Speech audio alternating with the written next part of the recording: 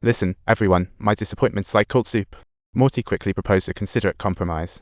There's a kids' activity hall by the door. Ellie can enjoy the whole show if she stays. Wait until the bus arrives to leave. Ellie hesitated and asked, "Can I see the exit from that building?" Morty smiled, assuring, "The exit looks as near as a shiny star from there." Ellie nodded, agreed, and the kid perked up instantly, as if nothing had happened. Ming Ming led her to the venue like a pro. The show kicked off like a rocket, and John Ming's tragedy was met with laughter and applause. However, Ellie's gaze fixed on the door outside, her heart racing, sensing the sun ready to act. She smiled, feeling as if she had taken an energy boost, and as Ellie broke free, tension within her was like a volcano about to erupt. Morty pouts and seems about to explode. Stanzel folks are stunned. These people are odd. Wanting to leave but feeling stuck, at that moment, Yao Ming's disguise was fully exposed, and Morty turned into a cult leader. She walked up secretively, calm as a cucumber. "Welcome to our show," as if it were just another normal party. Then she cheekily announced, "Intermission's over. Let the show go on." Morty started to spin an entertaining tale about Julius Caesar being kidnapped, asking, "Anyone know who took him?" Ellie trembled and replied, "Pirates kidnapped Caesar." Morty nodded enthusiastically, "Correct." Morty asked, "What did Caesar do?" Ellie answered, "He took his army back." Morty insisted on specifics. She added, "Caesar killed all the pirates who kidnapped him, like, literally crucified." Morty quipped to Ellie, "What's the most exciting part of the story?" Her voice low yet striking as she recounted the most ironic moment. "Those pirates thought they caught just an ordinary Roman. Little did they know how it would end for them.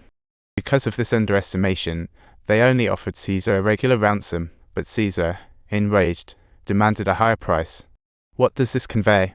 Morty smiled. "It shows that even if royalty is in a tight spot, they are still royal, right? So, even if the royals are held by farmers, they are still royals."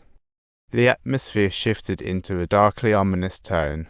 Then, one by one, guests were eliminated, and Ellie seized the opportunity to escape the double trouble.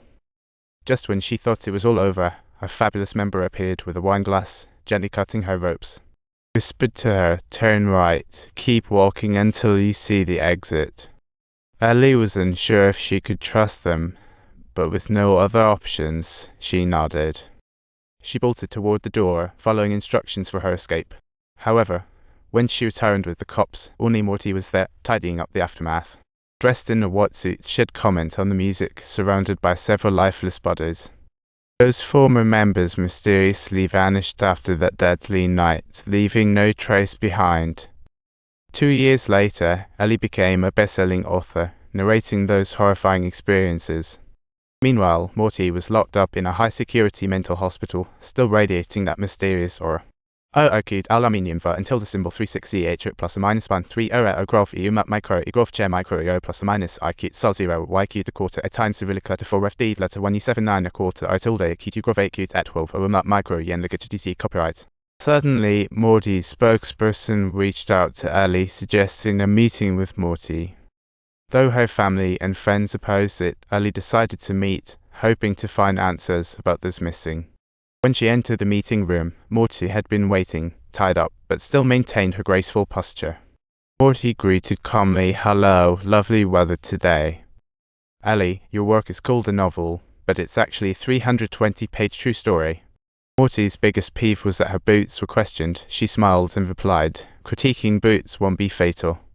Ellie held back her emotions, not expecting her to feel guilty, but she wanted to uncover the truth. To bring some closure to the victims' families, but Morty misconstrued her motive and launched into a philosophical stand-up. She started talking about primitive societies, mentioning that leaders were chosen based on brute strength. Animals decided who ruled. He was baffled, and how does this relate to you being a murderer? But Morty remained unfazed, continuing to narrate human societal evolution. From brute force to logic, from fists to left brains. Thus, society began to idolize those with impressive degrees. So, how's the world today? She listed all the chaotic phenomena.